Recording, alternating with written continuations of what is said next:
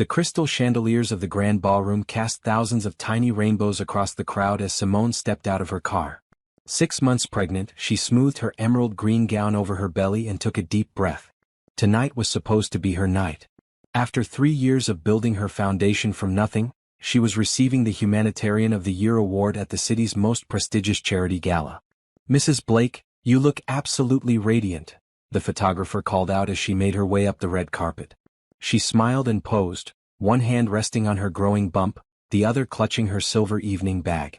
500 guests waited inside, including business leaders, politicians, and society figures. Somewhere in that crowd was her husband Harrison, who had promised to meet her here after his business dinner ran late. The ballroom buzzed with conversation and the soft notes of a string quartet. Women in designer gowns air-kissed while men in tuxedos discussed deals over champagne.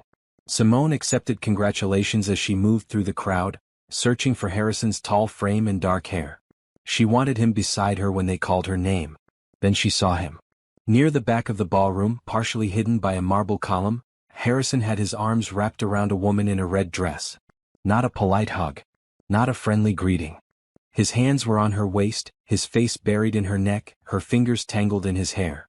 They swayed together like they were the only two people in the room. Simone's feet stopped moving. Her hand tightened on her evening bag until her knuckles went white. The woman in red tilted her head back, laughing at something Harrison whispered. The light caught her face. Natasha. Simone's former college roommate. The woman who had been at their wedding. Who had held Simone's hand during her first miscarriage. Who had been invited to Sunday dinners and holiday gatherings. Who knew everything about their life together. The room tilted sideways. Simone reached for a nearby table to steady herself. A waiter appeared at her elbow with concern in his eyes. "Ma'am, are you all right? Should I get someone?" "I'm fine," she heard herself say. "Just need some water." But she wasn't fine. Her heart hammered against her ribs. Her baby kicked hard as if sensing her distress. Across the room, Harrison's hand slid lower down Natasha's back, intimate and possessive. Natasha pressed closer, her red lips curved in a satisfied smile. "Ladies and gentlemen," the MC's voice boomed through the speakers. "Please take your seats. We're about to begin the award ceremony." People began moving toward the tables. Harrison and Natasha finally broke apart, but not before he kissed her forehead with a tenderness that made Simone's stomach turn. They walked in opposite directions, Natasha toward a table on the left, Harrison scanning the crowd with false concern on his face. He spotted Simone and his expression shifted into what she now recognized as a performance. The loving husband face. He hurried over, reaching for her hand. "There you are. I've been looking everywhere for you. You look beautiful, sweetheart." He leaned in to kiss her cheek. Simone let him. She stood perfectly still as his lips brushed her skin, the same lips that had just been on Natasha's neck. Up close she could smell perfume on him. Not her perfume. Something spicy and floral. Natasha's signature scent. "Your dinner ran late," she said. Her voice came out calm, almost normal. "You know how these investors are. Talk, talk, talk." He placed his hand on her lower back, guiding her toward their table at the front of the room. "But I'm here now. Wouldn't miss your big moment for anything." Lies. All lies. He hadn't been at any business dinner. He'd been here in this very room with his arms around another woman. And Simone had caught him. But he didn't know that yet. They sat at the head table with other honorees and foundation leaders. Harrison made small talk with the man next to him about stock prices while his hand rested on Simone's shoulder. A possessive touch. Acclaiming. "Look at my beautiful pregnant wife," the gesture said. "Look at what a devoted husband I am." Across the room, Natasha sat at a table with other young professionals. She caught Simone's eye and waved, her smile bright and friendly. As if nothing had happened. As if she hadn't just been wrapped in a married man's arms. Simone's husband's arms. Simone waved back. She even smiled. The same smile she'd been perfecting for years at these events. Gracious. Warm. Unthreatening. "And now," the MC announced, "it's time to honor someone who has dedicated her life to helping others. In just 3 years, she's built a foundation that provides housing, job training, and educational opportunities to over 5,000 families. Please welcome this year's Humanitarian of the Year, Simone Blake." Applause thundered through the ballroom. People stood. Cameras flashed. Harrison squeezed her shoulder and kissed her temple, playing his part perfectly. Simone rose from her seat. Her legs felt strange, disconnected from her body, but they carried her to the stage. She climbed the stairs carefully, one hand on the railing, her green gown flowing behind her. The spotlight found her face, bright and hot. The foundation's board president handed her the crystal trophy. It was heavy and cold in her hands. "Thank you," Simone said into the microphone. Her voice projected through the speakers, steady and clear. "3 years ago, I started this foundation because I believed everyone deserves a chance to rebuild their life. To start over when things fall apart." She looked out at the sea of faces. Harrison sat at the front table, pride written across his features. Behind him, Natasha watched with that same friendly smile. "I've learned that the strongest people aren't those who never fall down. They're the ones who get back up. Who refuse to let betrayal and pain define them. Who choose to build something new instead of staying in situations that slowly kill their spirit." The words came from somewhere deep inside. She hadn't planned this speech. She'd written something safe and boring about gratitude and community. But standing here, 6 months pregnant, holding this trophy while her husband's mistress sat in the audience, different words poured out. "Thank you to everyone who supported this foundation. Thank you to the families who trusted us with their stories. And thank you to those who showed me that sometimes the worst moments become doorways to the best chapters of your life." More applause. People dabbed at their eyes, moved by words they didn't understand. Only Simone knew the truth behind each sentence. She descended the stairs and returned to her seat. Harrison took her hand and squeezed it. "That was beautiful," he murmured. "I'm so proud of you." She looked at him. Really looked at him. This man she'd been married to for 7 years. This man whose child grew inside her body. This man who had just been holding another woman with such intimacy that it made her physically sick. "Are you?" she asked quietly. "Of course I am. You're amazing."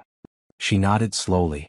Then she turned her attention to the stage as the next award was announced. Her hand stayed in his, warm and alive. But something inside her chest had gone very cold and very still. The gala continued around them. Courses were served and removed. Wine flowed freely, though Simone only sipped water. Speeches were made. Donations were pledged. Harrison networked with his usual charm, introducing Simone to business partners and potential investors for his company. Natasha drifted past their table at one point. "Congratulations again, Simone. Your speech was incredibly moving." "Thank you," Simone replied. "That's a stunning dress. Harrison has great taste.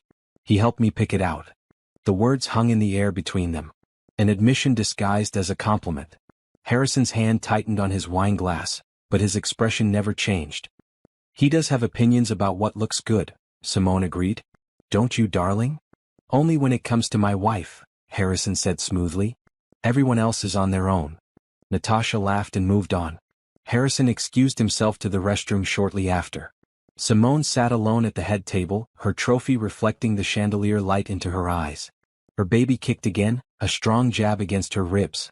She looked down at her belly at this child who would be born in 3 months. What kind of father would Harrison be? Would he slip away for secret meetings while Simone recovered from childbirth? Would he miss first steps because he was with Natasha? No. The thought came sharp and clear. No. She wouldn't allow that. This child deserved better. Simone deserved better. She reached for her evening bag and pulled out her phone.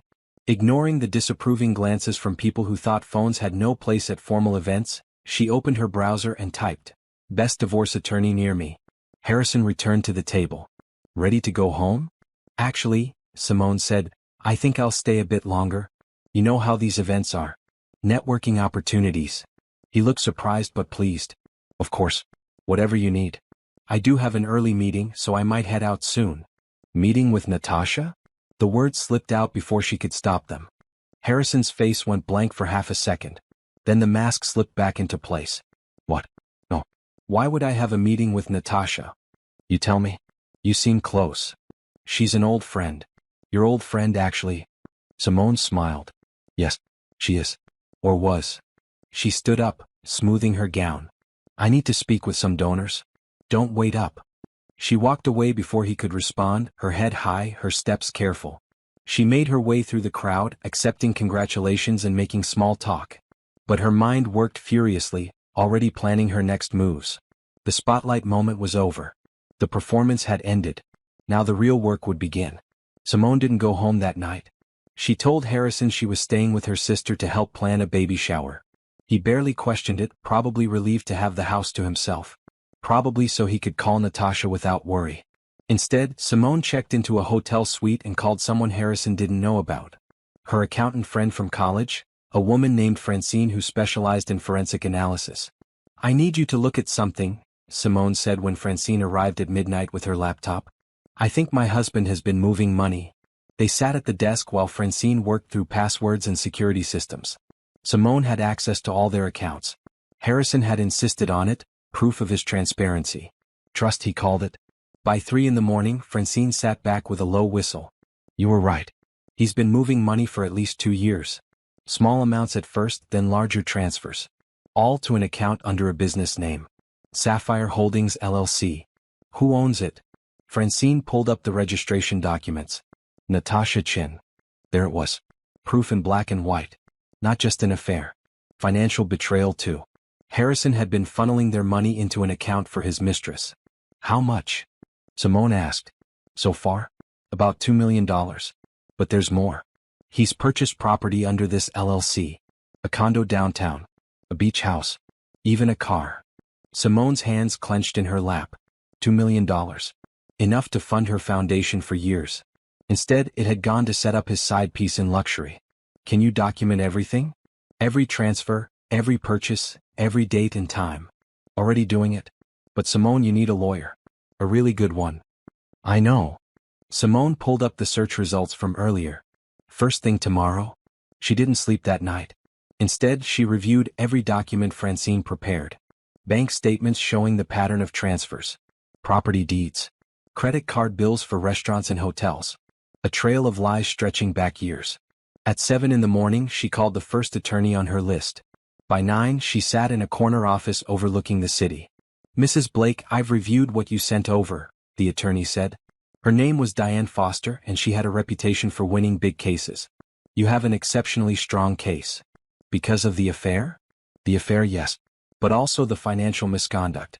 Your husband has been stealing marital assets and transferring them to his paramour. That's not just infidelity. That's fraud." Diane leaned forward. "Tell me about your prenuptial agreement." "We signed one before the wedding." Harrison insisted. "His family wanted to protect their assets." "Do you have a copy?" Simone pulled it from her bag. She'd stopped at the house that morning while Harrison was in the shower, retrieving documents from their safe. He never noticed. Diane read through it carefully, her expression growing more satisfied with each page. Finally, she looked up with a sharp smile. "This is going to be very, very good for you. The infidelity clause is ironclad. If your husband commits adultery, you receive 70% of all marital assets acquired during the marriage. That includes his company stock, properties, investments, everything." 70%? His family lawyers were so focused on protecting premarital assets that they never thought he'd be the cheating party. They assumed if anyone broke the marriage it would be you. They made the penalty harsh to discourage you from leaving. Simone absorbed this. All those years ago, Harrison's mother had insisted on the prenup. Called it protection. Common sense. Simone had signed without much thought, hurt that they didn't trust her but willing to prove her love wasn't about money. Now that same prenup would destroy him. "What about the foundation?" Simone asked. "We built it together but most of the funding came from my inheritance from my grandmother." "That makes it yours. Community property laws don't apply to inherited assets used for charitable purposes. The foundation is yours, free and clear." "And custody?" Diane's expression softened. "That's trickier. He's the father. But given the financial misconduct in the affair, I can argue for primary custody with supervised visitation until he proves stability." They talked for 2 more hours. Diane explained the process, the timeline, what to expect. She told Simone to go home and act normal while they prepared the filing. "Don't let him know you know," Diane warned. "The element of surprise is crucial. Let him think everything is fine." Simone went home. Harrison sat in his office on the phone with someone. He waved when he saw her but didn't pause his conversation. She went upstairs to their bedroom and looked around. How many times had he lied to her in this room? How many nights had he come home from Natasha and slipped into bed beside her? Her phone buzzed. A text from Natasha. "Had so much fun seeing you last night. We should get lunch soon. Miss you, girl." Simone stared at the message. The audacity. The sheer nerve to act like they were still friends while sleeping with her husband. She typed back, "Would love that. How about next week?" Natasha's response came immediately, "Perfect. I'll text you some dates." Simone set the phone down. In the mirror above the dresser, she saw her reflection. Pregnant, tired, but not broken. Not defeated. Over the next 2 weeks, Simone became a detective. She photographed documents when Harrison left his office unlocked. She recorded conversations where he lied about his whereabouts. She tracked his location through the family sharing app on his phone, which he'd forgotten was activated. She discovered that every Tuesday and Thursday night when he said he was at the gym, he was actually at the downtown condo. Natasha's condo. The one he'd bought with their money. She found hotel receipts for weekend getaways when he'd claimed work trips. She found jewelry receipts for pieces she'd never received. Birthday and anniversary gifts meant for someone else, purchased with marital funds. One afternoon, while Harrison played golf, Simone sat in their home office and methodically photographed every relevant document. Bank statements, contracts, emails he'd left open on his computer. Her phone camera clicked dozens of times. Each image was another nail in his coffin. Harrison never suspected. He came home cheerful, kissed her belly, asked about her day. At dinner, he talked about expanding his company. At night, he held her carefully, mindful of her pregnancy. The perfect husband. "I was thinking," he said one evening, "after the baby comes, maybe we could take a family trip. Somewhere tropical. Just the three of us." "That sounds nice," Simone replied. She cut her chicken into neat pieces. "Where were you thinking? Maybe Hawaii? Or the Caribbean? Whatever you think is best." He smiled and squeezed her hand. "I love you. You know that, right?" "I know what you tell me." He didn't catch the distinction. He never did. He was too confident in his deception, too sure she would never question him. Natasha met her for lunch on Wednesday. They sat at a trendy cafe, surrounded by young professionals on their breaks. Natasha ordered a salad and wine. Simone stuck with water and soup. "You're glowing," Natasha said. "Pregnancy suits you." "Thank you. How's work?" "Busy. Really busy. But exciting."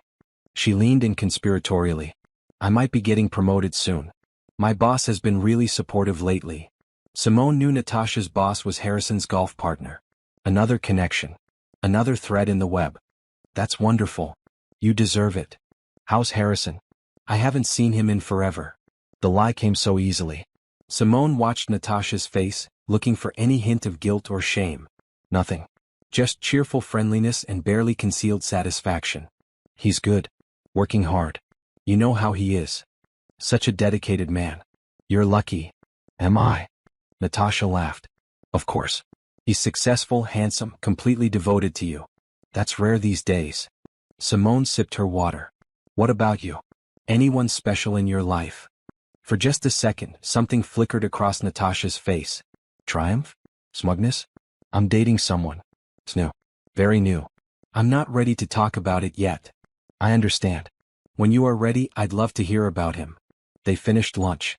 Natasha hugged her goodbye, and Simone let herself be held by the woman who was destroying her marriage. She even smiled. Back in her car, Simone's hands shook. She gripped the steering wheel until the shaking stopped. Then she called Diane. "I have everything. Every piece of evidence we need." "Good.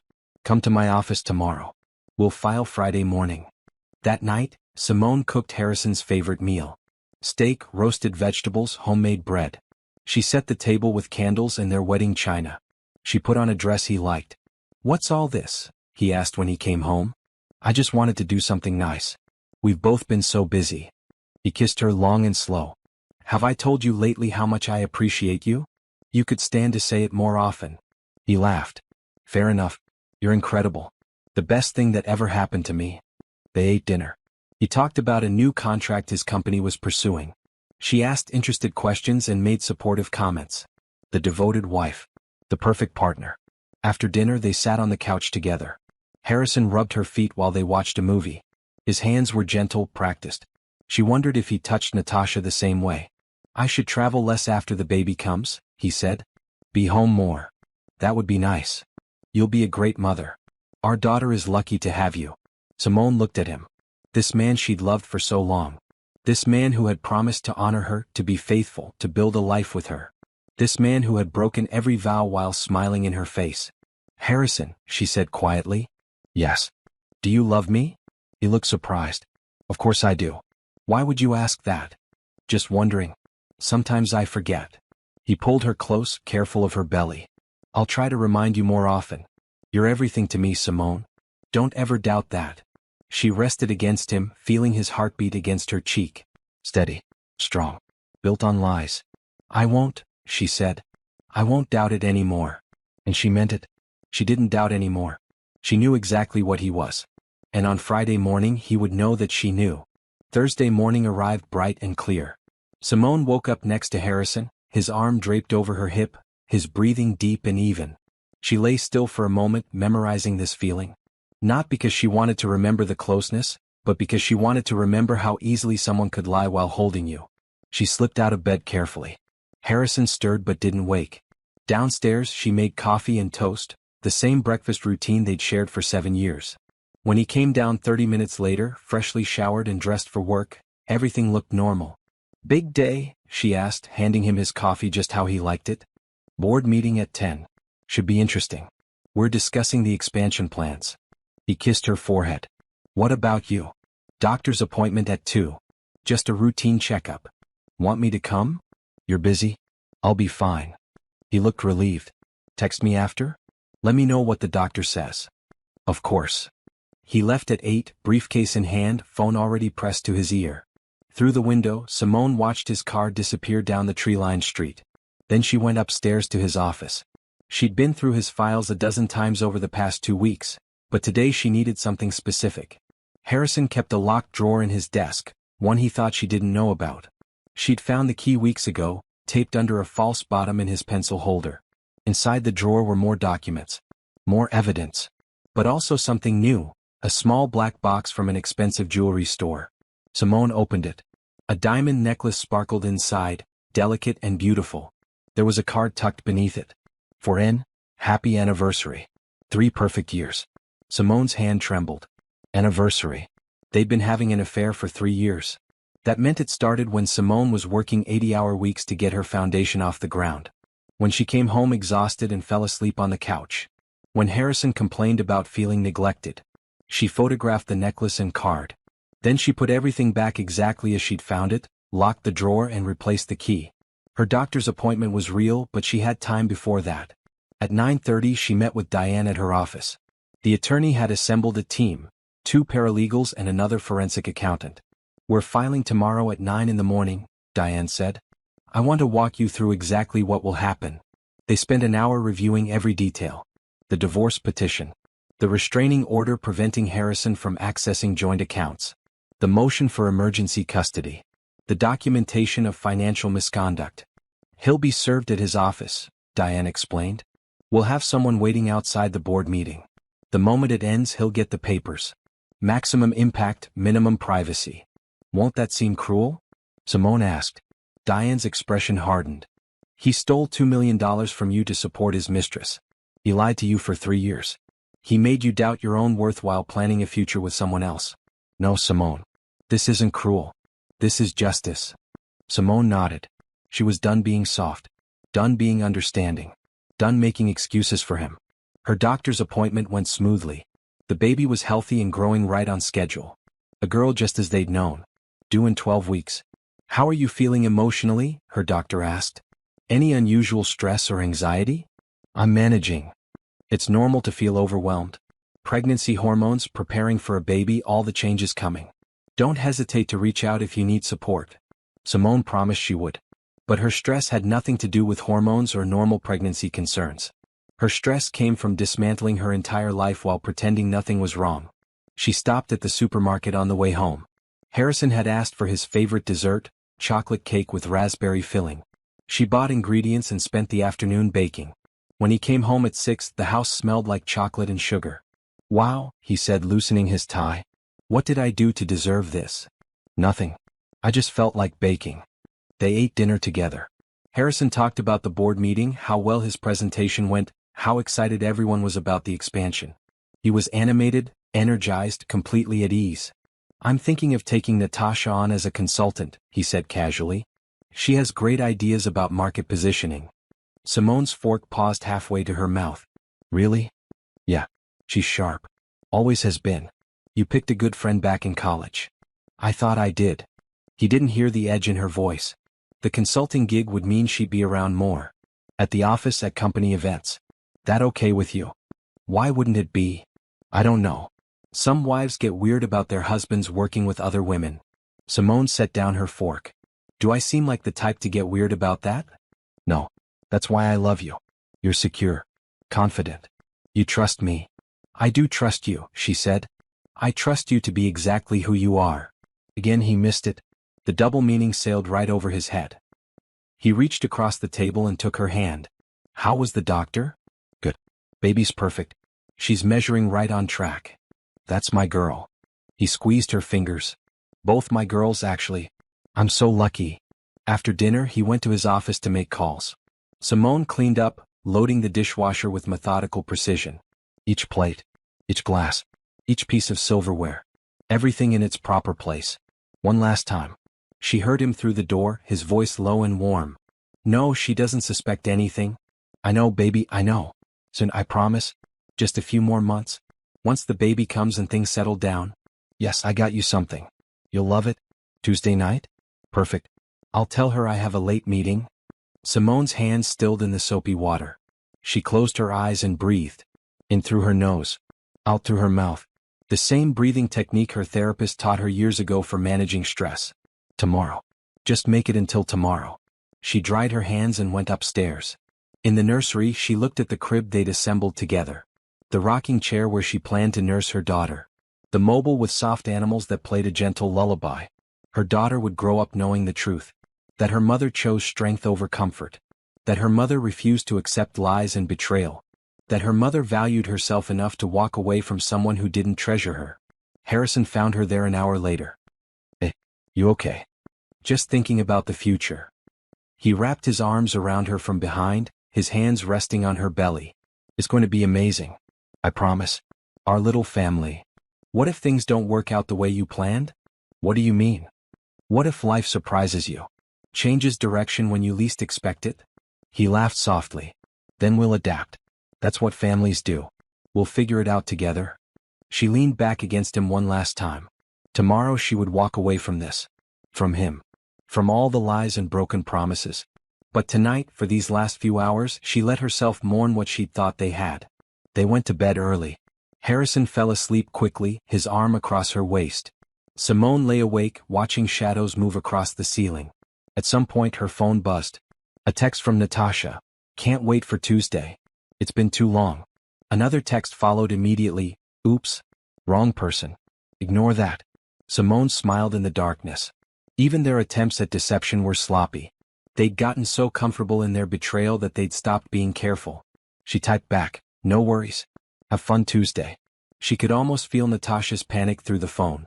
3 dots appeared and disappeared several times before a response finally came. Thanks. You're the best. Simone deleted the messages. Tomorrow Diane's team would have her phone records anyway. More evidence. More proof. More nails. At midnight she got up and walked through the house. The living room where they'd celebrated Christmas. The kitchen where they'd cooked together on Sunday mornings. The patio where they'd had their wedding reception all those years ago. She wasn't sad exactly. She was something else. Something colder and sharper. She was done. At 5 in the morning, while Harrison still slept, Simone began packing. Not much. Just essentials. Clothes, documents, personal items. She'd arranged for movers to come next week for the rest. But she wanted her important things with her when she left. She loaded her car in the pre-dawn darkness. 3 suitcases. 2 boxes. Her laptop and files. When she came back inside, Harrison was stirring. Where are you going? He asked groggily, seeing her dressed. Early breakfast with my sister. Planning the baby shower. Remember? Oh, right. What time will you be back? Not sure. Might make a day of it. Shopping, you know. He kissed her goodbye, barely awake. Have fun. Love you. Goodbye, Harrison. If he noticed she said goodbye instead of love you too, he didn't mention it. He was already reaching for his phone, probably to text Natasha. Simone drove to the hotel where she'd stayed 2 weeks ago. She checked into a suite and carried her things inside. At 8:30 she called Diane. I'm ready. File it. Consider it done. The process server is already in position outside his building.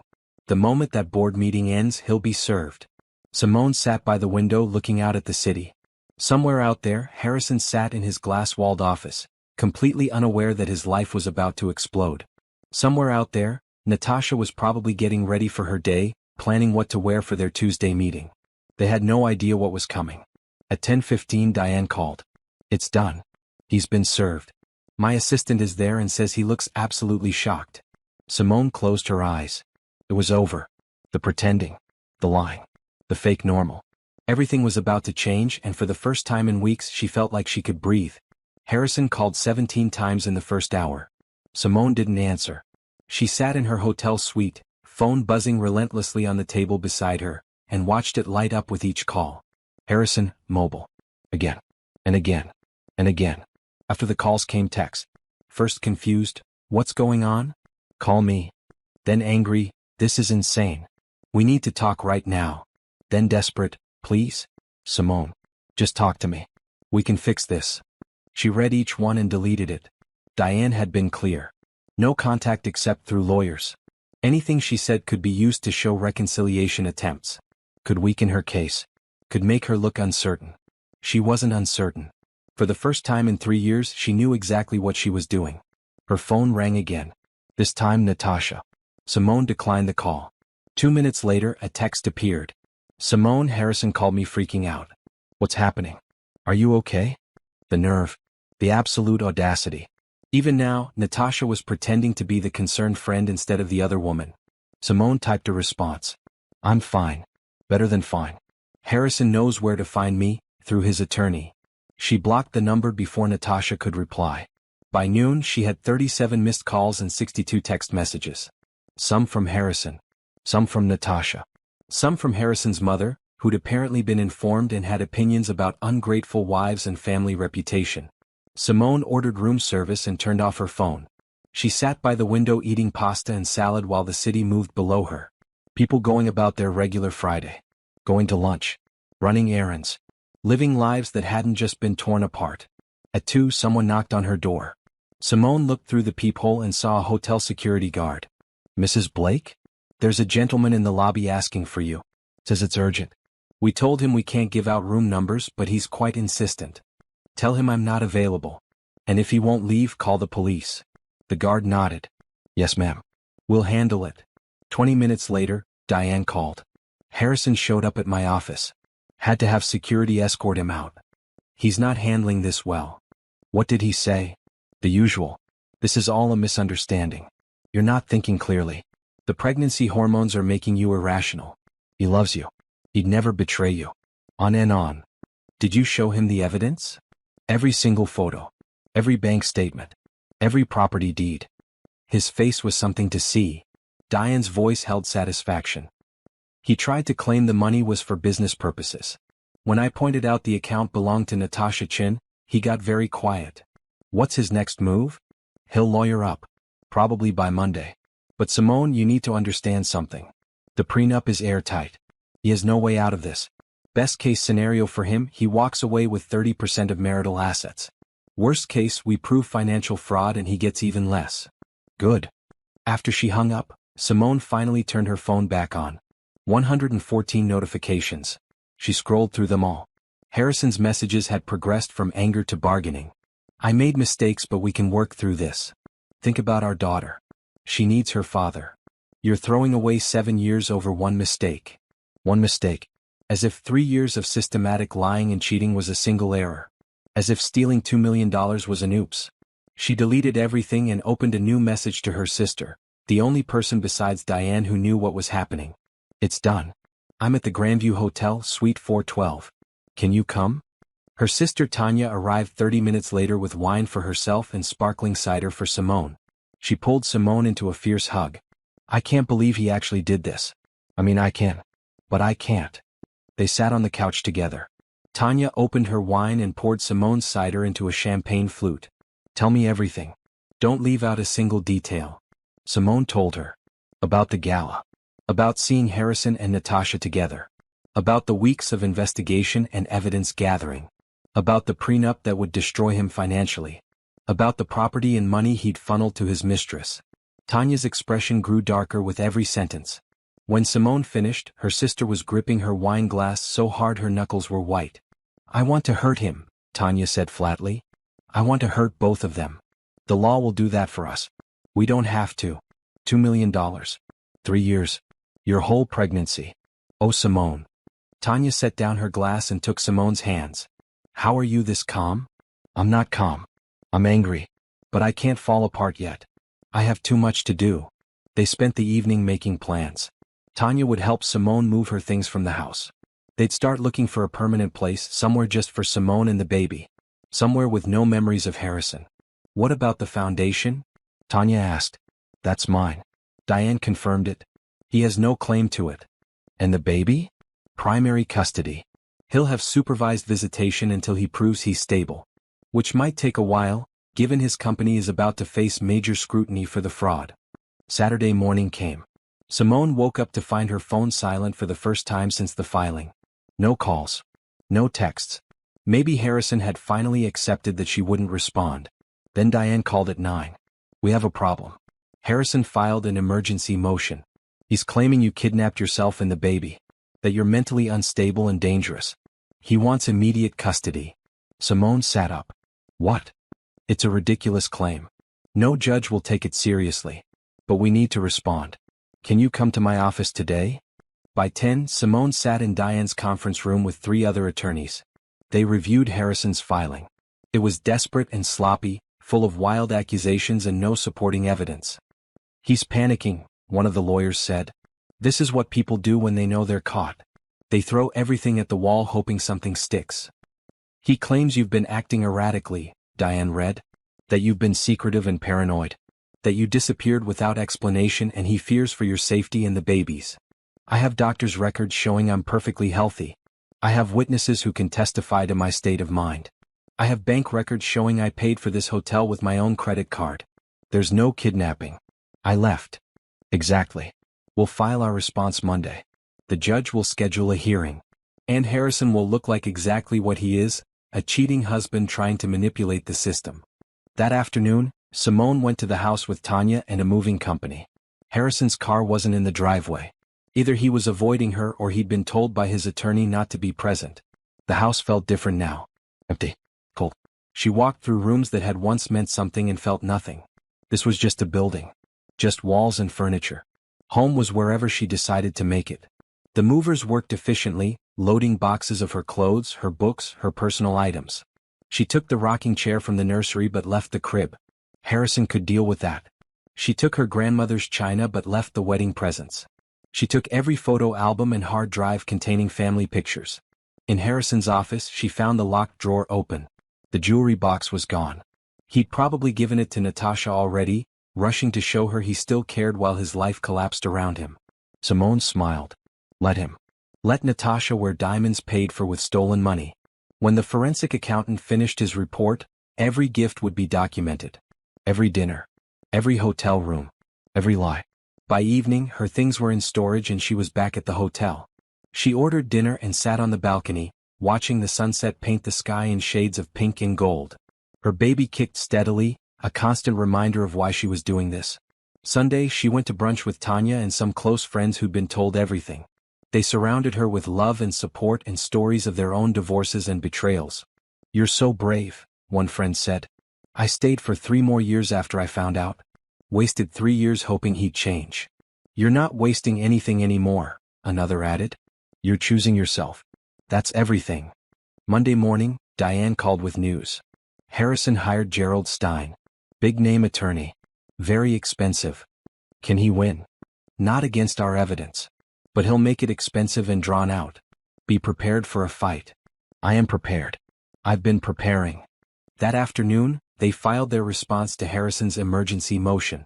It included doctor statements, witness affidavits, and a detailed timeline showing Simone's careful planning and rational decision-making. It also included a counter-motion for emergency support payments, since Harrison had frozen their joint accounts the moment he was served. By Tuesday, the story had leaked to the press. Not everything, but enough. Billionaire Harrison Blake's wife files for divorce amid infidelity allegations. Simone's phone started ringing with reporters. She ignored them all. Diane issued a statement. Mrs. Blake asks for privacy during this difficult time. She will not be making any public comments. Wednesday morning, she had her emergency hearing. She dressed carefully in a navy dress that showed her pregnancy clearly but looked professional and put together. She wore minimal makeup and her grandmother's pearls. The wronged wife. The mother-to-be. The victim of betrayal. Harrison sat on the other side of the courtroom with Gerald Stein.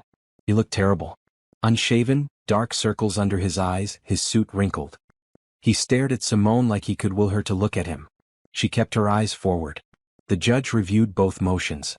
Harrison's attorney spoke first, painting a picture of a troubled marriage and an unstable wife who'd fled without warning. Then Diane stood. She presented the evidence calmly and methodically. The affair. The financial fraud. The systematic lying. The prenuptial agreement and its infidelity clause. Simone's clean bill of health from her doctor. Witness statements from friends and family. The judge looked at Harrison with barely concealed disgust. Motion for emergency custody denied. Mrs. Blake is clearly competent and has made reasonable arrangements for herself and her unborn child. Emergency support payments are granted.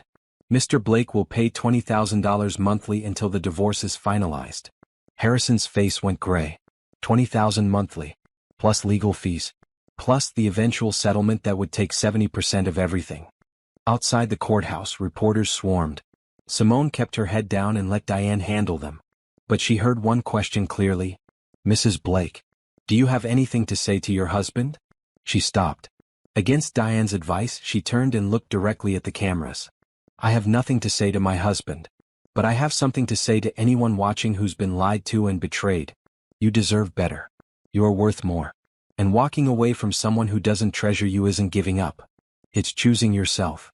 Then she got in the car and left Harrison standing on the courthouse steps, surrounded by reporters asking questions he couldn't answer. The video went viral overnight. Simone's statement on the courthouse steps, delivered with quiet dignity while 6 months pregnant, became a rallying cry. Within 24 hours, it had 15 million views across social media. Within 48 hours, news outlets were running features about her foundation and her work. Billionaire's wife speaks out after filing for divorce. The real story behind Harrison Blake's crumbling marriage. Simone Blake, from betrayed wife to symbol of strength. Simone watched the coverage from her hotel room with a mix of satisfaction and exhaustion. She hadn't wanted to become a public figure. But Diane was right, controlling the narrative mattered. Harrison tried to fight back. His attorney released a statement calling the divorce filing premature and claiming Harrison was committed to working on the marriage. But it was too little too late. The public had already decided whose side they were on. Then someone leaked the details. Not from Simone's side, Diane would never risk their case. But someone in Harrison's circle, maybe a disgruntled employee or a business partner looking to distance themselves, gave a reporter the full story. The affair with Natasha. The 3 years of lies. The $2 million in transferred assets. The properties purchased under an LLC. Everything. The article ran Thursday morning in the city's major newspaper. By noon it was everywhere. Natasha's employer released a statement. Ms. Chen's employment has been terminated, effective immediately. Harrison's company stock dropped 8% in a single day. His board called an emergency meeting. 3 major investors pulled out, citing concerns about his judgment and potential fraud charges. Simone received dozens of messages from people she hadn't heard from in years. Some were supportive. Others were nosy, looking for inside information. She ignored most of them. But there was one message she couldn't ignore. From Natasha. Please call me. I need to explain. This isn't what it looks like. Simone stared at the message for a long time. Part of her wanted to respond. Wanted to ask what exactly it looked like, if not a deliberate betrayal by someone she trusted. Wanted to ask how Natasha justified sleeping with a married man whose wife called her a friend. She typed out 3 different responses before deleting them all. Natasha didn't deserve an explanation. Didn't deserve closure. She'd made her choices. Now she could live with them. Instead, Simone forwarded the message to Diane with a note. More evidence of contact. She's trying to manipulate me. Friday afternoon, Harrison's mother showed up at the hotel. The front desk called up, asking if Simone would see her. No, Simone said immediately. Ma'am, she's quite insistent. She says it's about the baby. Simone hesitated. Harrison's mother, Patricia, had always been cold to her. Had insisted on the prenup. Had made it clear that Simone wasn't quite good enough for their family. But she was still the baby's grandmother. Fine. Tell her to meet me in the lobby restaurant in 30 minutes. She dressed carefully again. Professional. Put together. She wasn't going to give Patricia any ammunition about looking unstable or sloppy. Patricia sat at a corner table, perfectly coiffed as always, her designer suit and pearls a statement of old money elegance. She didn't stand when Simone approached. "Thank you for seeing me," Patricia said stiffly. "You said this was about the baby." "It is. And about you being reasonable." Simone sat down slowly. "Reasonable. This divorce is unnecessary. All marriages go through rough patches. Harrison made a mistake, yes, but that's no reason to destroy the family. He had an affair for 3 years. He stole $2 million. Those aren't mistakes. Those are choices." Patricia waved a dismissive hand. "Mistress. It's unfortunate but not uncommon. The important thing is that he came home to you. That he's committed to his family." Simone felt something cold settle in her chest. "Is that how it worked in your marriage? Your husband strayed and you accepted it?" Patricia's expression tightened. "My marriage is none of your concern. And mine is none of yours. I'm divorcing Harrison. That's final. Think about the child. She deserves to grow up in an intact home with both parents. She deserves to grow up seeing her mother value herself. Seeing that betrayal has consequences. Seeing that love shouldn't mean accepting abuse." "Abuse?" Patricia laughed, sharp and bitter. "You live in a mansion. You have everything you could want. Harrison provided well for you. Accept honesty. Accept fidelity. Accept basic respect." Simone leaned forward. "Material comfort doesn't erase emotional harm. And I'm not teaching my daughter that money matters more than dignity. You're being dramatic. Emotional. This is exactly why that prenup was necessary. Your people always make everything about feelings instead of practical considerations." Your people. There it was. The racism that Patricia usually kept polished and subtle. Simone stood up. "This conversation is over. If you want to be in your granddaughter's life, you'll speak to me with respect. If you can't do that, you won't see her at all." She walked away without looking back. Behind her, she heard Patricia calling after her, voice sharp with indignation. Simone kept walking. That evening, she received a text from Harrison. "My mother said you were cruel to her." Simone responded for the first time since the filing. "Your mother said racist things to me. Tell her I said to go to hell. And tell yourself the same." She blocked his number immediately after. Saturday brought more news. Harrison's company was under investigation by the SEC for potential fraud. Apparently, the transferred money wasn't just theft from the marriage, he'd been using company funds too. Mixing personal and business accounts. The forensic accountant had found discrepancies totaling over $5 million. Diane called, excitement clear in her voice. "This changes everything. Criminal charges are possible. The prenup settlement might be the least of his worries. Will it affect the divorce? Only positively. The judge will look very unfavorably on criminal conduct. We might get an even better settlement." Sunday, Simone went apartment hunting with Tanya. She needed something permanent, somewhere to make a home for her daughter. They looked at 3 places before finding the perfect one, a bright 2-bedroom with huge windows and a nursery that caught the morning light. "This is it," Simone said, standing in the empty nursery. "This is where we start over." She signed the lease that afternoon. Move-in date, 2 weeks. Plenty of time before the baby came. Monday morning brought another bombshell. Someone had leaked Natasha's employment records. She'd been promoted twice in the past year, both times right after Harrison's company made substantial donations to her employer. Pay to play. More corruption. More evidence of how deep the betrayal went. Natasha's LinkedIn profile disappeared. Her social media accounts went private. She was trying to hide, but the internet never forgets. Screenshots of her posts with Harrison, carefully cropped to hide his identity but obvious in hindsight, circulated everywhere. One photo in particular went viral. Natasha at a beach, wearing the necklace. Harrison's necklace. The 3-year anniversary gift. The date stamp showed it was taken last month, while Simone was in her 2nd trimester. The comments were brutal. Imagine being proud of stealing someone's husband. She knew he was married. She knew her friend was pregnant. Disgusting. The necklace probably cost more than her integrity. Simone read through them all. She knew she should feel satisfaction. Victory. But mostly she felt tired. This was her life, turned into entertainment for strangers. Her pain packaged as drama. But it was also validation. Everyone could see what Harrison and Natasha had done. No one was buying their excuses or justifications. The court of public opinion had ruled and the verdict was clear. Tuesday, Harrison's company released a statement. He was taking a leave of absence pending the investigation. The board would be led by the CFO temporarily. Translation: they were pushing him out. Wednesday, 3 of Harrison's business partners filed lawsuits. They claimed he'd misrepresented financials and used their joint ventures to funnel money to personal accounts. The house of cards was collapsing, and everyone wanted to get clear before they got buried in the rubble. By Thursday, Harrison's net worth had dropped by 40%. The company stock was in free fall. Investors were fleeing. The expansion plans were canceled. Everything he'd built was crumbling. Simone should have felt triumph. Instead, she felt something more complicated. Not pity, she'd never pity him. But maybe a recognition that destruction was never as satisfying as people thought it would be.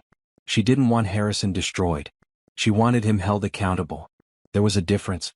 Friday morning, she was drinking tea and reviewing apartment furniture options when her doorbell rang. Through the peephole, she saw 2 police officers. Her heart jumped. Something was wrong. The baby. Harrison. She opened the door. Mrs. Blake? We need to ask you some questions about the allegations against your husband. It took 2 hours. They wanted to know about the money, the transfers, the properties. They wanted to know what she knew and when she knew it. They wanted to know if she'd been involved. No, Simone said firmly. I discovered everything 2 weeks before I filed. I reported it to my attorney immediately. I have documentation of when I found each piece of evidence. They took her statement and left. Diane called 20 minutes later. They're building a criminal case. Grand jury investigation. This is serious. Will I have to testify? Probably. But as a witness, not a defendant. You're clear. You reported everything properly. That evening, Simone sat in her hotel room and looked at her reflection in the bathroom mirror. 34 years old. 6.5 months pregnant. Soon to be divorced. Her face looked different than it had 6 weeks ago. Harder. Sharper. Older. But also stronger. Clear. More certain. She placed her hands on her belly and felt her daughter kick. We're going to be okay, she whispered. Better than okay. We're going to be free. The grand jury indictment came down on a Tuesday morning. Federal charges. Wire fraud, embezzlement, money laundering. The news broke while Simone was at a doctor's appointment, listening to her daughter's heartbeat through the monitor. Everything looks perfect, the doctor said. Strong and healthy. You're doing great. Simone smiled, but her mind was elsewhere. Her phone buzzed with alerts. Text messages from Tanya. Emails from Diane. Voice messages from reporters she'd never spoken to. In the parking lot, she finally checked the news. Harrison's mugshot stared back at her from every major outlet. He'd been arrested at his office, walked out in handcuffs in front of television cameras. Bail set at $5 million. She sat in her car and stared at the photo. This man who had shared her bed for 7 years. Who had promised to love and honor her. Who was supposed to be her partner. Now a criminal defendant facing 20 years in federal prison. Mrs. Blake. A reporter appeared at her window, camera crew behind him. Do you have any comment on your husband's arrest? She started her car without answering and drove away. Behind her, they shouted questions she had no intention of answering. Back at the hotel, Diane was waiting in the lobby. We need to talk. Privately. In Simone's suite, Diane laid out the situation. The prosecutor wants you to testify before the grand jury. They need your testimony about the money, the transfers, everything you discovered. When? Next week. But there's more. Harrison's attorney called. He wants to negotiate. Negotiate what? Everything. The divorce. The custody arrangement. He's willing to accept all our terms if you agree not to testify against him in the criminal case. Simone laughed, sharp and bitter. He wants me to perjure myself? To refuse to cooperate with a federal investigation? Essentially, yes. He's desperate. The criminal case is solid without your testimony, but you make it airtight. You're the person who can explain the timeline, the pattern, the intent. Tell his attorney no. I'm testifying. I'm telling the truth. That's what people do when they're not criminals. Diane smiled. I thought you'd say that. I already told him no. But I wanted you to hear the offer. That afternoon, Simone's phone rang. A known number. She almost didn't answer, assuming it was another reporter. But something made her pick up. Simone? It's me. Natasha. Simone's hand tightened on the phone. How did you get this number? I'm sorry. I know you don't want to talk to me. But please, just listen for 1 minute. No. He lied to me too. He told me you had an open marriage. He said you knew about us and didn't care. He said you were staying together for appearances but that you'd both moved on emotionally. I believed him. Simone felt rage rise in her throat, hot and bitter. You knew I was pregnant. He said it was complicated. That you wanted the baby but not him. That you talked about divorce after the birth. I know how it sounds, but it sounds like you're a liar. You've known me for 15 years, Natasha. You were at our wedding. You know exactly what kind of marriage we had. And you chose to believe convenient lies because they let you do what you wanted without guilt. I never meant to hurt you. You meant exactly what happened. You wanted my husband. You took him. And now you're both facing consequences. Don't call me again. She hung up. Her hands shook. Her baby kicked hard, responding to her elevated heart rate. She breathed deeply, trying to calm down. The phone rang again. Natasha again. Simone blocked the number. 2 days later, news broke that Natasha was under investigation too. Not criminal charges but civil. Some of the money Harrison transferred had been used to start an LLC in her name. She'd signed documents. She'd benefited from the fraud. Lawsuits started piling up. Harrison's business partners. Investors who'd lost money. Even some employees whose pension funds had been mismanaged. Everyone wanted their piece of what was left. The mansion went on the market. Not by Harrison's choice. The bank foreclosed after 3 missed mortgage payments. Everything inside would be auctioned to pay debts. Simone arranged to collect her remaining belongings before the auction. She went early one morning with Tanya, a moving van, and 2 security guards Diane had hired. The house looked abandoned. Mail piled up in the foyer. Dust covered the furniture. Plants had died from neglect. In the kitchen, she found a glass on the counter, still half full of water gone stale. Like someone had set it down and never come back. This is creepy, Tanya said. It's like a ghost house. They worked quickly, taking anything Simone wanted to keep. More photo albums. Her grandmother's jewelry. Books. Art she'd purchased before the marriage. In the nursery, she stood for a long moment looking at the crib. Leave it, she finally said. I'm buying everything new for the new place. Fresh start. In Harrison's office, she found more evidence of his unraveling. Empty bottles. Overflowing ashtrays, though he'd quit smoking years ago. Papers scattered everywhere, like he'd been frantically searching for something. One document caught her eye. A loan application. He tried to borrow money using the house as collateral, not knowing the bank was already moving to foreclose. Denied in red stamp across the top. In the bedroom they'd shared, she found one of her scarves. She'd been looking for it the day she discovered the affair, couldn't find it anywhere. Now here it was, stuffed in Harrison's nightstand drawer. She pulled it out and something fell with it. Photos. Dozens of them. Pictures of her and Harrison from over the years. Wedding photos. Vacation photos. Candid shots of her laughing at dinner parties. All torn from albums and hidden in his drawer. Tanya looked over her shoulder. Why would he hide these? Simone didn't answer. She didn't need to. The answer was obvious. He'd been trying to erase her from his life while keeping up appearances. Preparing for a future where she wasn't his wife anymore. Where Natasha filled that role instead. She left the photos scattered on the bed and walked out. By noon the truck was loaded. Simone took one last look at the house. 7 years of her life had happened here. Good years, or so she'd thought. Now she knew they'd been built on lies. She didn't feel sad leaving. She felt relieved. That weekend, she moved into her new apartment. Tanya and several friends helped her unpack. They hung curtains in the nursery and assembled the new crib. They filled the kitchen with groceries and the bathroom with towels. They made it feel like home. Sunday evening, after everyone left, Simone sat in the rocking chair in the nursery and looked around. White walls waiting for her to decorate. Empty shelves waiting for books and toys. A space full of potential instead of ghosts. Her daughter kicked steadily like she approved of this new place. This is ours, Simone said softly. Just ours. No lies. No betrayal. Just you and me building something real. Monday brought more news. Harrison's bail had been revoked after he violated the terms by contacting Simone through a mutual friend. He was back in jail waiting for trial. His attorney was trying to negotiate a plea deal, but the prosecution wasn't budging. They wanted prison time. Natasha had fled the city.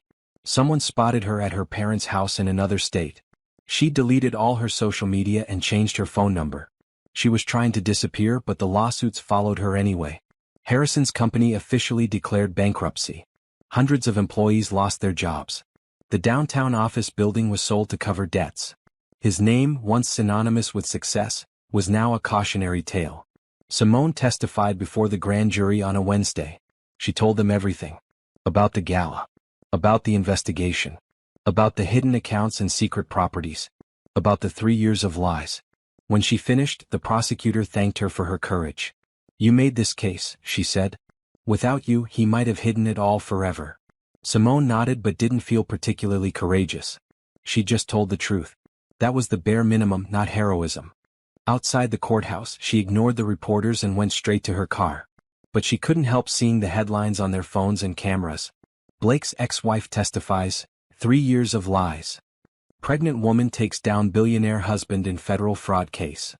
From betrayal to testimony, Simone Blake speaks out. She drove home and tried to focus on normal things. Baby shopping, apartment decorating, reading parenting books. But the weight of everything pressed down on her.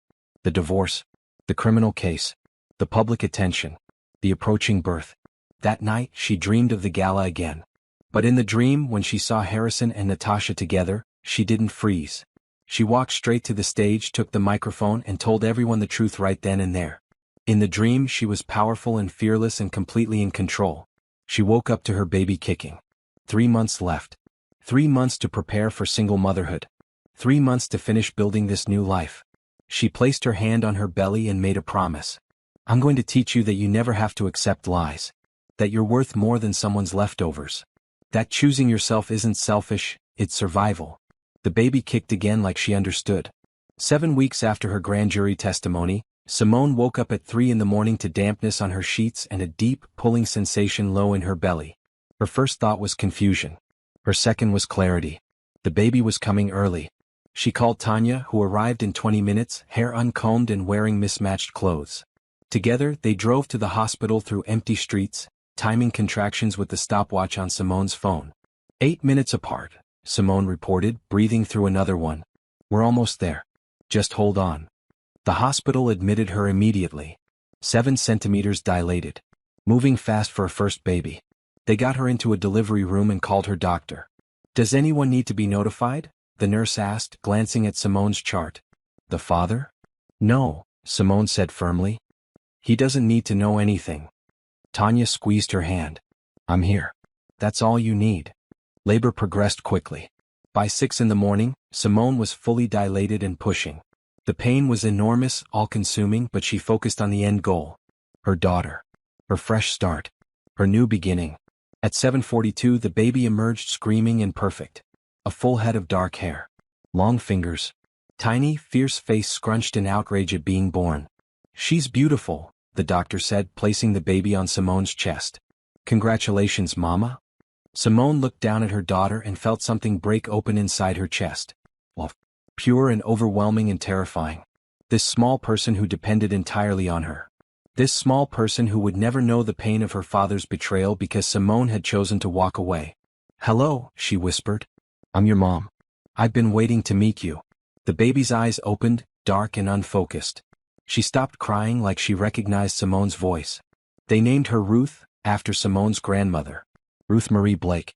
Though Simone was already planning to legally change her own name back to her maiden name. Ruth Marie Thompson. A name with no connection to Harrison or his family. The next few hours passed in a blur. Nurses checked Ruth constantly. Simone tried to breastfeed with mixed success. Tanya took photos and made calls to family and friends. Do you want me to tell anyone else? Tanya asked carefully. Like who? Like Harrison. He's still her father, technically. He has a legal right to know. Simone looked at Ruth, sleeping now in the clear plastic bassinet beside her bed. So small. So vulnerable. So completely dependent on Simone to protect her. Call Diane. Ask her what I'm legally required to do. If I have to tell him, I will. But I'm not doing it out of obligation to him. Only because the law requires it. Diane called back within an hour. Legally, he has a right to be notified within 48 hours of the birth. Since he's incarcerated, notification goes through his attorney. I'll handle it. Thank you. How are you feeling? Exhausted. Sore. But good. Really good. I'm glad. Enjoy these first days. The rest of it can wait. But the rest of it couldn't wait. By afternoon, Harrison's attorney had received notification. By evening, Harrison had filed an emergency motion for visitation rights. He wanted to see his daughter, even from jail. Diane called again. The judge will review it, but given his incarceration and the circumstances, I don't think it'll be granted immediately. They'll want to wait until he's released, assuming he's released. Good. How do you feel about him meeting Ruth eventually? When she's older? Simone looked at her daughter again. Ruth slept peacefully, unaware of any complications. Unaware of her father in jail. Unaware of the betrayal and fraud and lies that brought her into the world. I don't know, Simone admitted. Part of me thinks she deserves to know her father. Part of me thinks she deserves to be protected from someone who proved he can't be trusted. I'll figure it out. But not today. That night, alone in her hospital room with Ruth sleeping beside her, Simone scrolled through her phone. The news had already broken. Someone at the hospital had leaked it, probably for money. Harrison Blake's daughter born while he awaits trial. Simone Blake gives birth, father not present. New mother denies jailed ex-husband visitation. The comments section was predictably divided. Some people said Harrison had a right to see his child regardless of his crimes. Others said Simone was protecting her daughter from a toxic person. Everyone had opinions about her choices. She turned off her phone and watched Ruth sleep. Nothing else mattered except this small person. This brand new life that deserved better than internet strangers debating her worth. The next 2 days in the hospital passed quietly. Friends visited. Her mother flew in from Florida and cried when she held Ruth. Even some members of the foundation board stopped by with flowers and gifts. But Harrison didn't come. Couldn't come. His motion was denied pending resolution of the criminal case. The judge ruled that an incarcerated parent with pending fraud charges was not an appropriate visitor for a newborn. Diane visited on day 3. She sat in the uncomfortable hospital chair and held Ruth with surprising gentleness. She's perfect, Diane said. Absolutely perfect. She is.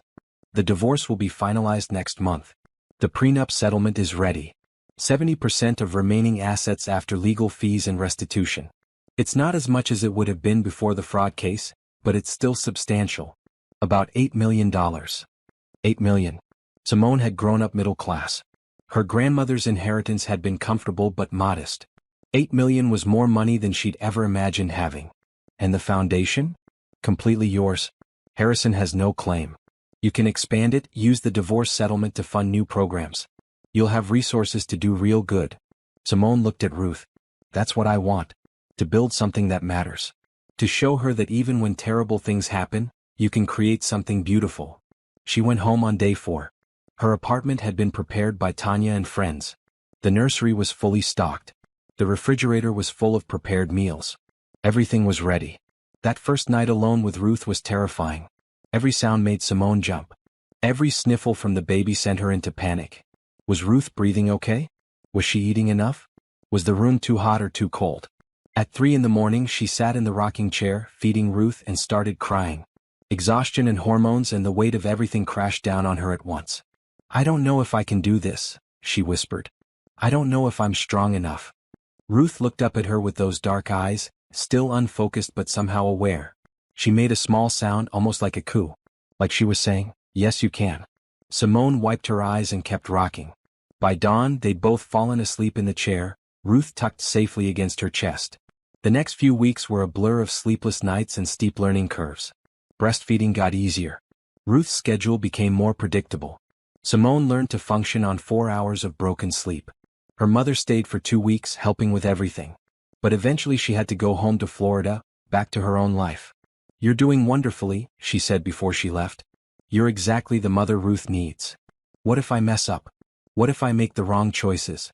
Then you'll learn and do better next time. That's all any parent can do. Alone again, Simone established routines. Morning walks with Ruth in the stroller. Afternoon naps when Ruth napped. Evening baths and books.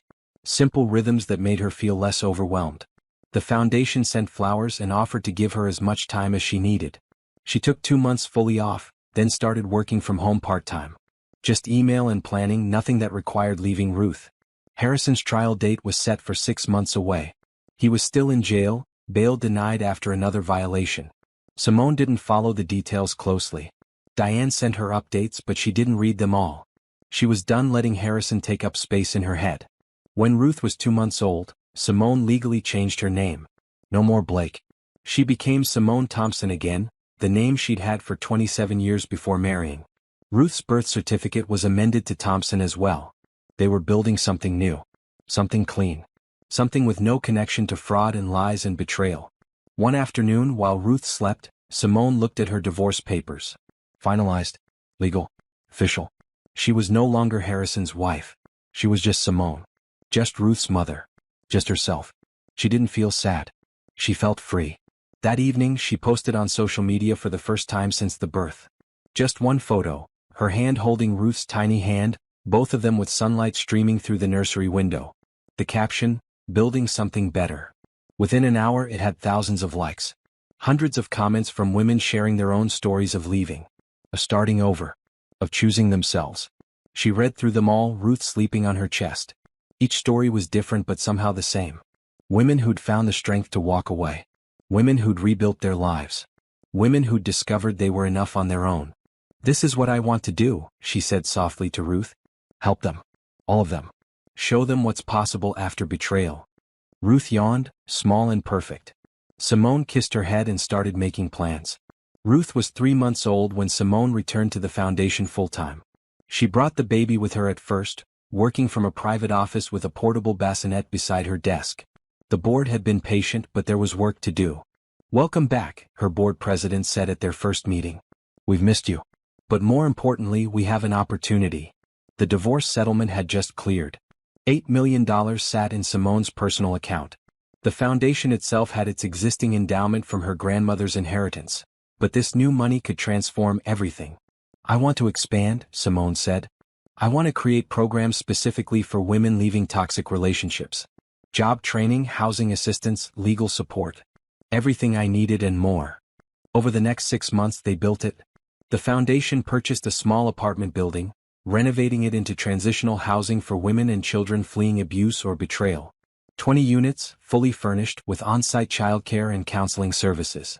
They partnered with local businesses to create job training programs, coding boot camps, healthcare certification courses, small business development classes, pathways to financial independence. They hired 3 family lawyers who offered free consultations and reduced-rate services. Women who couldn't afford to leave their husbands suddenly had options. The work consumed Simone, but in a good way. She felt purposeful again. Needed. Like her pain had meaning if she could use it to help others. Ruth came to the office every day. Staff took turns holding her during meetings. She slept through conference calls and gurgled during site visits. She became the foundation's unofficial mascot. "She's good luck," one staff member said. "Everything we've pitched since you came back has been funded." It was true. Donors loved the story. Betrayed wife turns pain into purpose. Woman who lost everything builds empire of support for others. The narrative was compelling and Simone knew how to use it. She started doing interviews. Local news at first, then regional magazines. Eventually, national outlets started calling. They wanted to know about the foundation, about her divorce, about how she'd survived such public betrayal. She was careful with what she shared. She talked about the foundation's work. About the women they'd helped. About the importance of financial independence and self-worth. She didn't discuss Harrison specifically or drag him publicly. "Taking the high road?" reporters would ask. "Focusing on what matters?" she'd correct. "He's in the past. The women we're helping are the present and future." 6 months after Ruth's birth, the first group of women moved into the transitional housing. Single mothers with children. Women who'd left abusive marriages. Young women escaping controlling relationships. 12 families in total, all starting over. Simone visited the building on move-in day. She watched mothers unpack in apartments that were clean and safe in theirs. She saw children running down hallways without fear. She saw hope. One woman approached her, a toddler on her hip. "Thank you. I don't have words. Just, thank you." Simone hugged her carefully. "You did the hard part. You left. Everything else we'll figure out together." The foundation's work gained national attention. A feature in a major business magazine. A segment on morning television. Speaking invitations from conferences and universities. Simone became the face of financial empowerment for women. With visibility came criticism. Some people said she was exploiting her divorce for publicity. Others said she was being unfair to Harrison, who was still awaiting trial. One particularly nasty article claimed she'd fabricated the affair to steal his money. Diane handled the legal threats. Simone ignored the noise. She knew the truth. That was enough. Harrison's trial finally began when Ruth was 8 months old. Simone didn't attend, but she followed the coverage. Testimony from forensic accountants. Evidence of money transfers. Witnesses who detailed his fraud. The prosecution played recordings of Harrison discussing how to hide assets. They showed emails planning the elaborate deception. They called Simone's testimony before the grand jury into evidence. His defense tried to paint him as a businessman who'd made mistakes, not a criminal. They claimed the money transfers were loans, not theft. They suggested Simone was vengeful and had manipulated evidence. The jury deliberated for 3 days. When they returned, the verdict was unanimous: guilty on all counts. Harrison was sentenced to 15 years in federal prison. With good behavior he might serve 10. But either way, Ruth would be a teenager before her father was free. Simone felt nothing when she heard the news. Not satisfaction. Not sadness. Nothing. Harrison was a chapter she'd closed. His consequences were his own. The foundation celebrated its first-year anniversary when Ruth was 9 months old. They'd helped 73 women and their families, provided housing for 30, trained 45 in new skills, facilitated 12 successful business launches. At the celebration, several women shared their stories. A woman who'd left an abusive marriage and now owned her own catering company. A single mother who'd completed nursing school and just accepted a hospital position. A young woman who'd escaped a controlling relationship and started a non-profit of her own. Simone stood at the back of the room, Ruth in her arms, and listened. This was why she'd done it. Why she'd exposed Harrison. Why she'd testified. Why she'd poured her settlement into helping others. One woman looked directly at Simone while speaking. I thought my life was over when I left. I thought I'd be alone forever, struggling forever, paying for my mistake forever. But this foundation showed me that starting over isn't punishment. It's freedom. That night, Simone rocked Ruth to sleep and thought about freedom. A year ago, she'd been married to a criminal. Pregnant and discovering betrayal. Wondering if she had the strength to leave. Now she had a daughter who would never remember those dark days. A foundation that was changing lives. A purpose that filled her days with meaning. A life that was entirely her own. She kissed Ruth's forehead. We did it. We really did it. Ruth sighed in her sleep, content and safe. The next morning, Simone received an unexpected call. A publisher in New York. They wanted her to write a book about her experience. Not a tell-all about Harrison, but a guide for women rebuilding their lives after betrayal. We see you as a voice for financial empowerment and emotional resilience, the editor explained.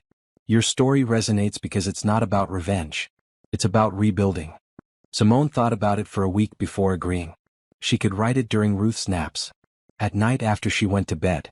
It would be another way to help, another way to reach women who needed to hear that survival was possible. She started writing in stolen moments. The book became therapy, a way to process everything that had happened. She wrote about discovering the affair. About gathering evidence. About the strength required to walk away from someone you loved. But she also wrote about the aftermath. About single parenthood and sleepless nights. About building a business while grieving a marriage. About finding joy in small moments and purpose in pain. The manuscript took 6 months. Ruth learned to crawl, then pull herself up, then take wobbly steps. Simone wrote through all of it, documenting not just her journey but the lessons she'd learned. When she finished, she titled it, After Betrayal, Building a Life That's Bigger Than Your Pain. The publisher loved it. They scheduled publication for the following spring, almost 2 years after the divorce filing. Perfect timing, they said. The story would resonate. Meanwhile, the foundation kept growing. They opened a second transitional housing building, launched a scholarship program, created a mentorship network connecting successful women with those just starting their rebuilding journey. Simone's face appeared on magazine covers. Woman of the Year from multiple organizations. Speaking invitations doubled, then tripled. She traveled for conferences, always bringing Ruth, showing her daughter that women could be powerful and purposeful and present all at once. Patricia, Harrison's mother, tried to make contact several times. She wanted to meet Ruth, her granddaughter. Simone refused every request. She called my people racist, Simone told Diane. She defended Harrison's affair. She has no place in Ruth's life.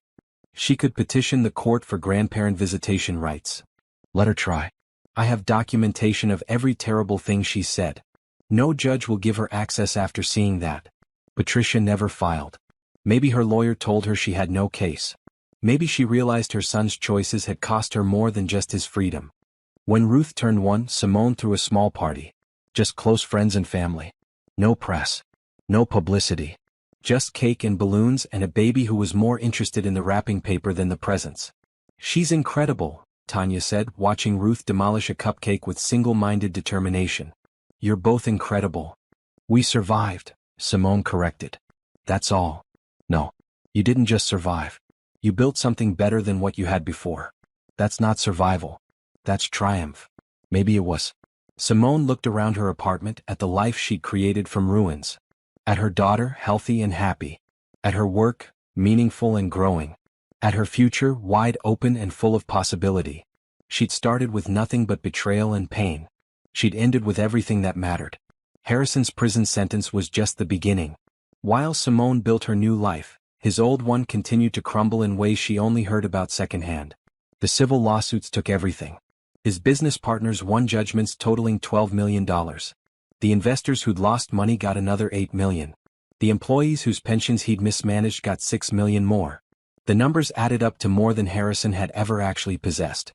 His lawyer tried to declare bankruptcy, but the judge ruled that fraud debts couldn't be discharged. Harrison would owe that money for the rest of his life. Every dollar he ever earned would be garnished. He'd leave prison still in debt. The mansion Simone had once called home sold at auction for 60% of its value. A developer bought it, planning to tear it down and build condos. The life Harrison had worked so hard to build would be literally demolished. His company, once valued at $80 million, was sold for parts. The name disappeared. The employees scattered to other jobs. The downtown office building that had borne his name got a new sign. It was like he'd never existed. Natasha's consequences came slower but just as completely. She'd avoided criminal charges, but the civil lawsuits found her too. She was named as a co-defendant in several cases, accused of knowingly benefiting from stolen funds. She settled most of them by returning everything Harrison had given her. The condo, the car, the jewelry, even the clothes he'd purchased. She moved back in with her parents, her career destroyed, her name permanently associated with scandal. Simone heard through mutual acquaintances that Natasha had tried to restart her life in another city. But the internet never forgets. A quick search revealed everything. No reputable company would hire her. No professional network would accept her. She'd become untouchable. Do you ever feel bad for her? Tanya asked one afternoon while they watched Ruth play in the park. No, Simone said honestly. She made choices. Adult choices with her eyes open. She knew what she was doing. What about Harrison? Ever feel bad for him? Simone thought about it. Harrison had lost everything. His freedom. His money. His reputation. His daughter's childhood. He'd go into prison at 42 and come out in his 50s, middle-aged and broken. I feel bad that Ruth won't have a father in her life, Simone finally said. I feel bad that his choices hurt more people than just me. But do I feel bad for him specifically? No. He earned every consequence. Ruth toddled over, grass stuck to her hands, demanding to be picked up. Simone lifted her easily. At 18 months old, Ruth was walking confidently and saying a few words. She looked like Simone, which felt like a blessing. No visible reminder of Harrison in her daughter's face. Mama, Ruth said, patting Simone's cheek with a sticky hand. Yes, baby. I'm right here. The foundation's second anniversary brought more milestones. They'd helped over 200 women now. The transitional housing was always full, with a waiting list of families needing help. The job training programs had a 90% placement rate. Women were rebuilding their lives with the foundation's support. Simone hired more staff. A full-time director so she could focus on bigger picture strategy. Program coordinators for each service area. Counselors and case managers. The foundation was becoming a real organization, not just her personal mission project. With the structure in place, she had time to think about herself again. About what she wanted beyond work and motherhood. About whether she was ready to consider dating. You should get out there, Tanya encouraged. Ruth is almost 2. You're 36. You deserve to have fun. I don't know if I trust anyone enough. Not everyone is Harrison. Most people are actually decent. Simone knew that intellectually. But emotionally, the idea of trusting someone again felt impossible.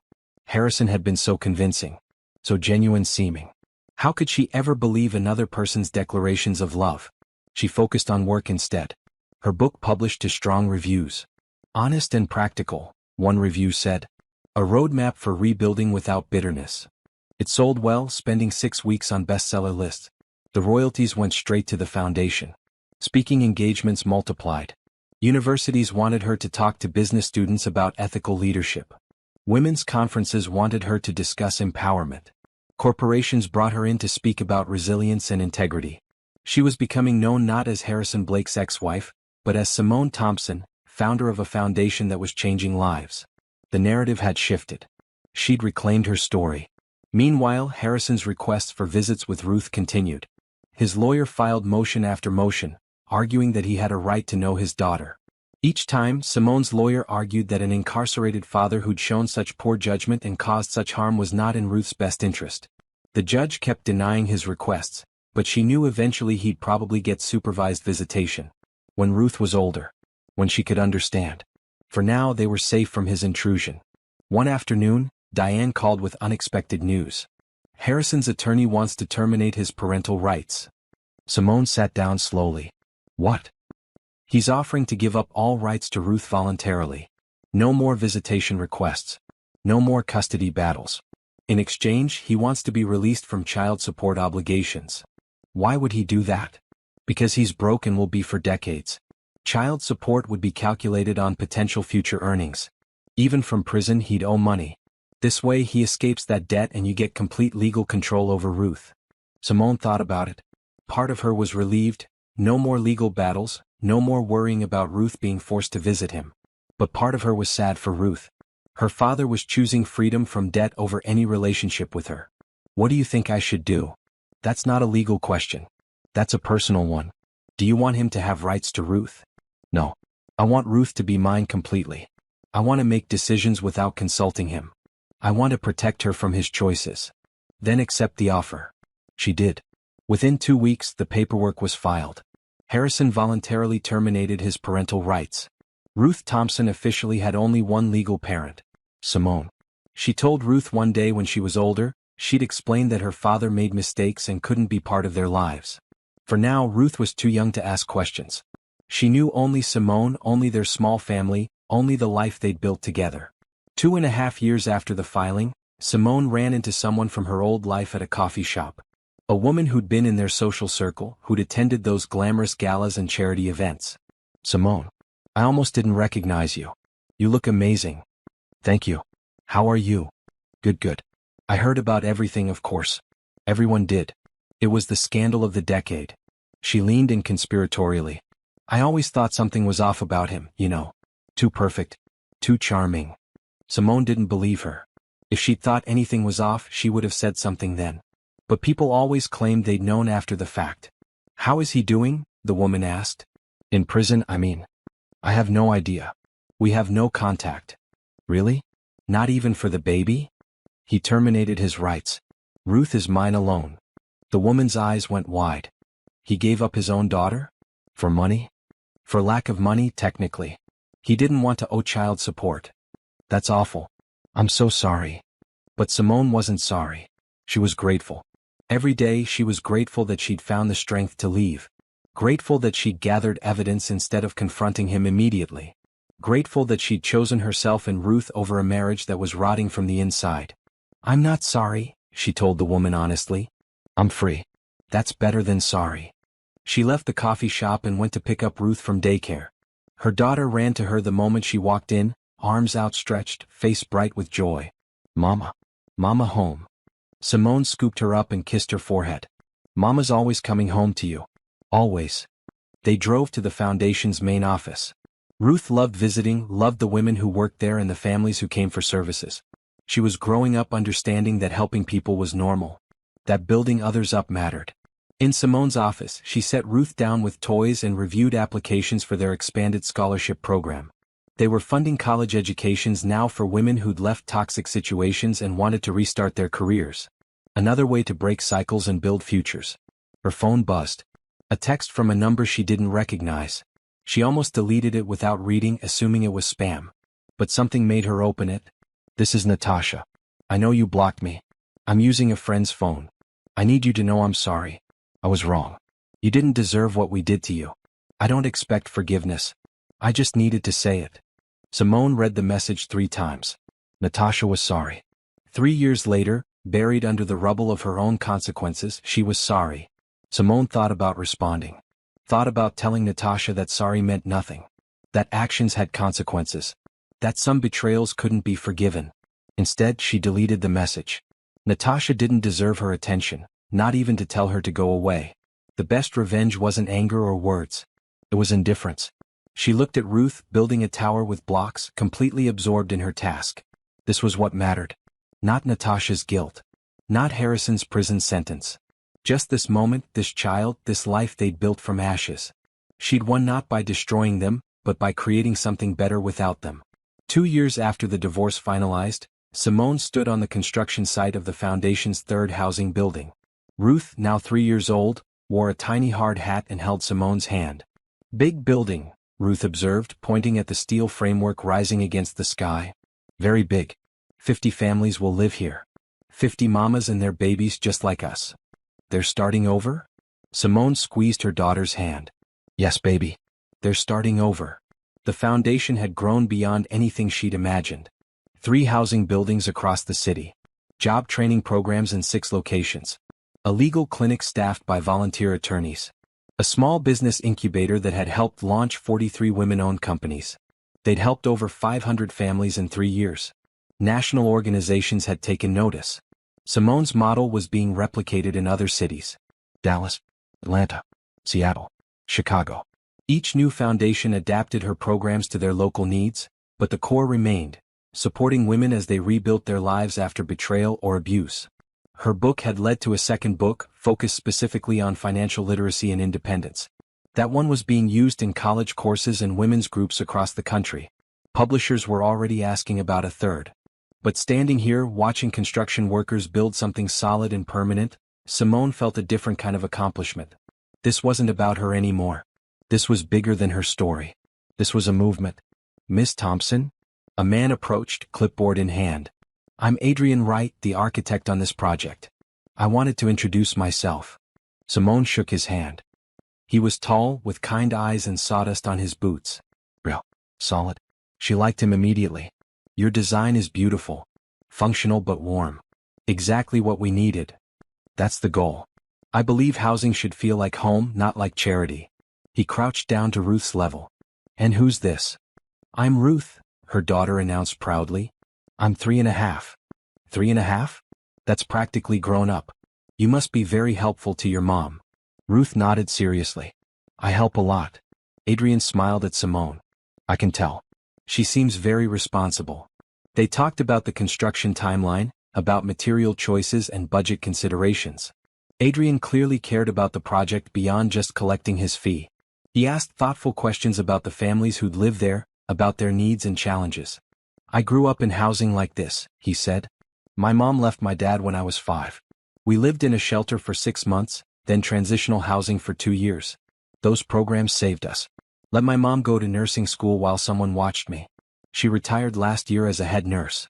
Never would have happened without that support." Simone felt something shift in her chest. "That's exactly why we do this. Breaking cycles. Building futures. Well, I'm honored to be part of it." Over the next few months, Simone saw Adrian regularly at construction meetings. He always asked about Ruth, remembered details from previous conversations. He was professional but warm, respectful but friendly. "He's interested in you," Tanya observed after sitting in on one meeting. "Very interested. He's interested in the project." "Simone. I know what interested looks like. That man is finding reasons to schedule extra meetings just to see you. I don't have time for dating. I have Ruth and the foundation and the book tour and you're making excuses because you're scared." Maybe she was scared. It had been 3 years since Harrison, but the betrayal still felt fresh sometimes. The idea of trusting someone again, of being vulnerable, of believing someone's intentions were pure, it all felt impossible. But Adrian kept showing up. At construction sites. At foundation events. He volunteered to help with a fundraiser, building auction display stands in his free time. He brought Ruth little gifts, children's books about architecture, toy building blocks, once a tiny tool belt that made her squeal with delight. "He's good with her," Simone admitted to Tanya one evening. "He's good with you too. He looks at you like you're the sun. What if I'm wrong again? What if I think he's genuine and he's just another liar? What if he's exactly who he seems to be? What if you miss something good because you're afraid of being hurt again?" Simone thought about that. She'd spent 3 years rebuilding her life, proving she didn't need anyone. But wanting someone was different from needing them. Maybe she could want connection without it meaning she was weak. The housing building completed 6 months after breaking ground. Move-in day was a celebration, with staff and volunteers helping families settle into clean, safe apartments. Ruth ran through hallways with other children, delighted by the chaos. Adrian found Simone on the 3rd floor, watching a single mother unpack in her new bedroom. "We did good work here. You did good work. This building is solid. These families will be safe for years because you built it right. I built what you designed. The vision was yours."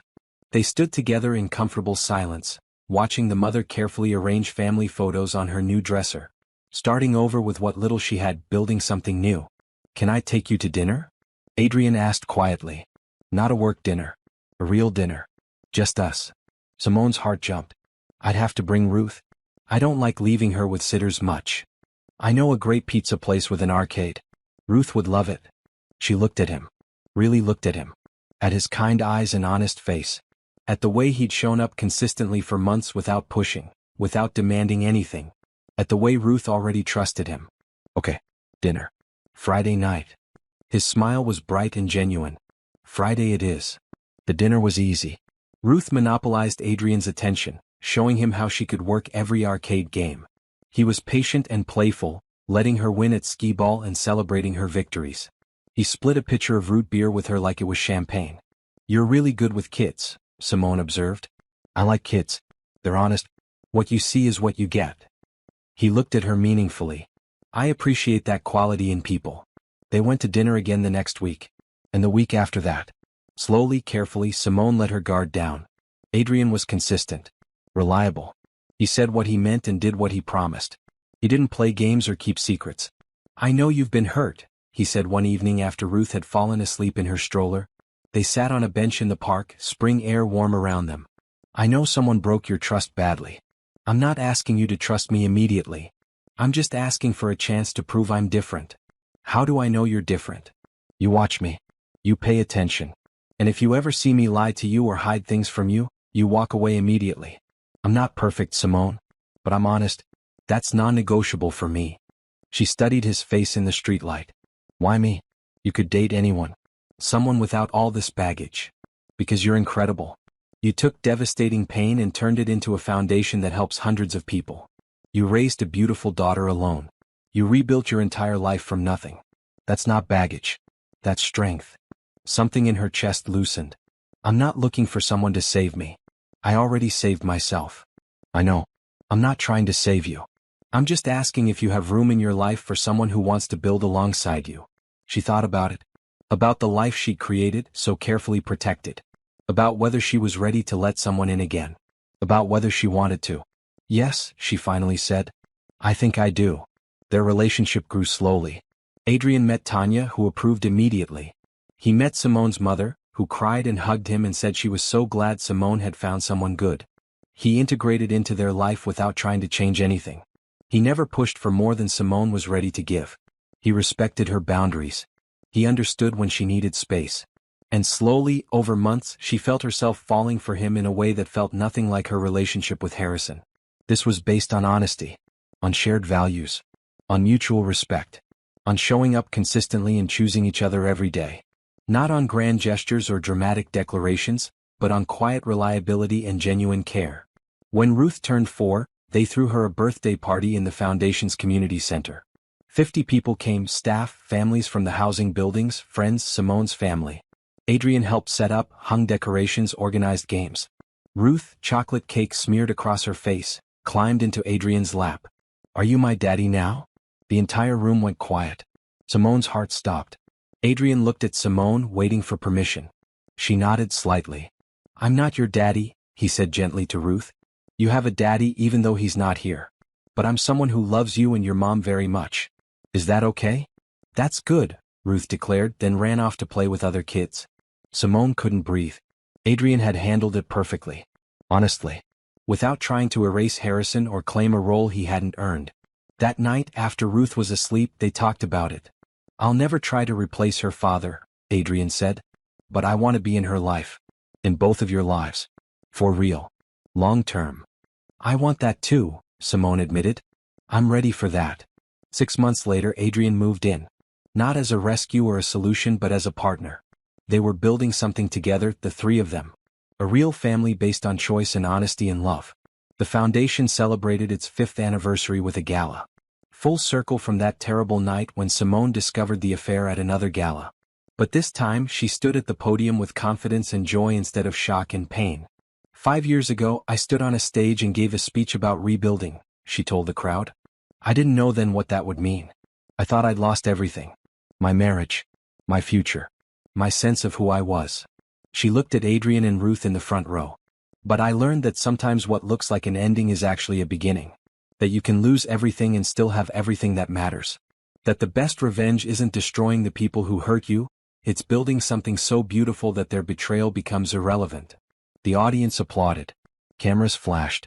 But Simone only saw Ruth and Adrian, her real family, cheering for her. After the gala, they went home to their apartment, their home, full of love and laughter and truth. Ruth fell asleep in Adrian's arms while he carried her to bed.